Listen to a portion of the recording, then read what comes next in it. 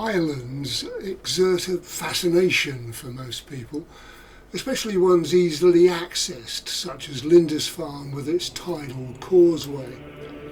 But this is a community cut off from the Northumbrian mainland twice a day by the tides.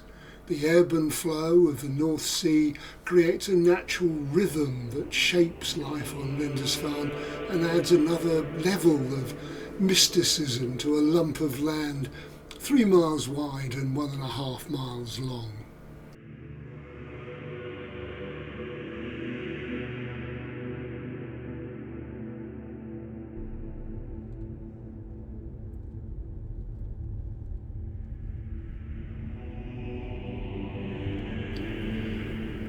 It helps that this northeast coast, just below the Scottish border, is one of the most beautiful and dramatic in England.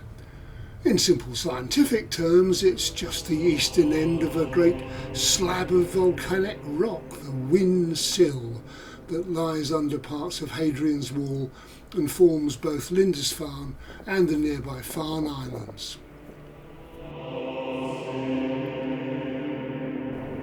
Coasts are frontiers, places of change where history happens, and that attracts interesting people and sometimes a mystical interpretation of events. In the 6th century AD, the arrival of Christianity was the cutting-edge development of that era, and Irish monks settled on Lindisfarne, apparently seeking solitude and spiritual connection, although plentiful food, coastal coal seams and easy transport by sea may also have played a role. They established a monastery which would become a beacon of Celtic Christianity. Saints Aidan, Cuthbert, Eadfrith and Eadbert walked these windswept shores. The Lindisfarne Gospels, a masterpiece of illuminated manuscript, was created here in the 8th century on this tidal island off the northeast coast of England.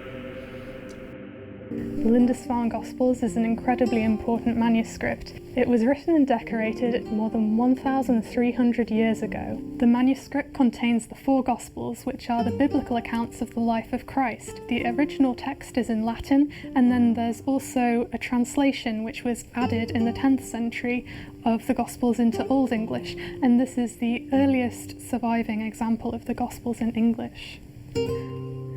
All the writing and all the decoration were done completely by hand by one individual who must have spent years and years of their life on it. And in fact, even the paints and the inks to write it with would have had to have been made completely by hand. Lindisfarne, a small island on the northeast coast of England, was home to one of the most important monasteries in Britain in the early Middle Ages. There's not that much art from that period that survives, and what there is often looks every year of its age, whereas the Lindisfarne Gospels is in almost pristine condition. One of the reasons for that is because that for its entire history it has been treasured and looked after, because people have recognised that it's such an important, spectacular manuscript. As some of the few literate people, the monks and priests of the time had almost total control over the story, and they created a popular image of Vikings as rapacious raiders, one that's lasted throughout history. By their reporting on the raid on Lindisfarne in 793 AD as an attack on Christianity itself instead of simply some seaborne thievery. But history is rarely serene. The Vikings did descend upon Lindisfarne, pillaging the monastery several times in the 8th and 9th centuries. But religions are nothing if not persistent, and after the Norman conquest, the priory rose from the ashes and Lindisfarne continued as an active religious site until Henry VIII dissolved the monasteries in 1537.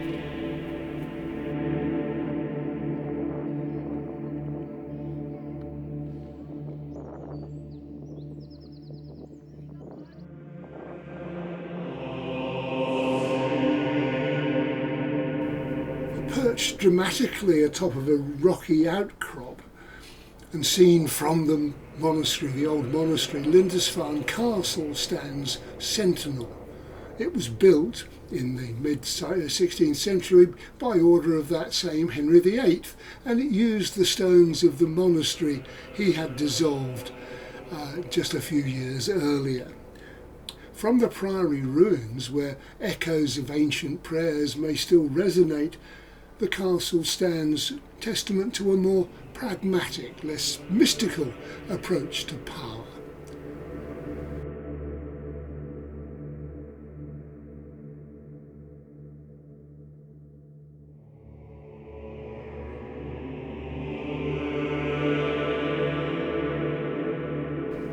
But today Holy Island remains a place of pilgrimages of sorts. There are Christians in search of their religious roots, but there are also the walkers, some of whom cross the sands by the causeway during low tide, bird watchers who flock here to witness the ballet of puffins, seals and migrating birds.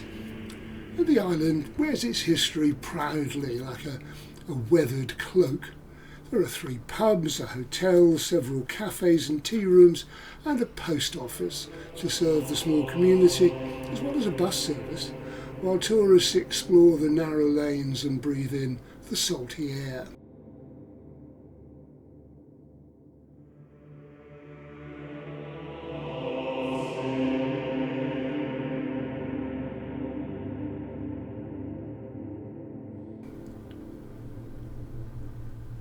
As time runs out, we run back across the causeway to beat the incoming tide, and we consider the ebb and flow of time. The tides may isolate the island, but they also connect it to a sort of eternity.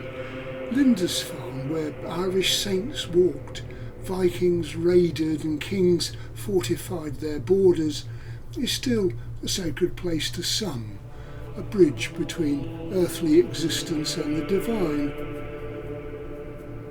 The enchanting Lindisfarne and Holy Island is where you walk upon layers of history and through one of the frontier zones, where the people and the influences that came together to form a country mixed, melted and merged. Irish, Anglo-Saxon, Viking, Scots, all played a role in the making of this place, and this place helped change the world beyond its windy shores.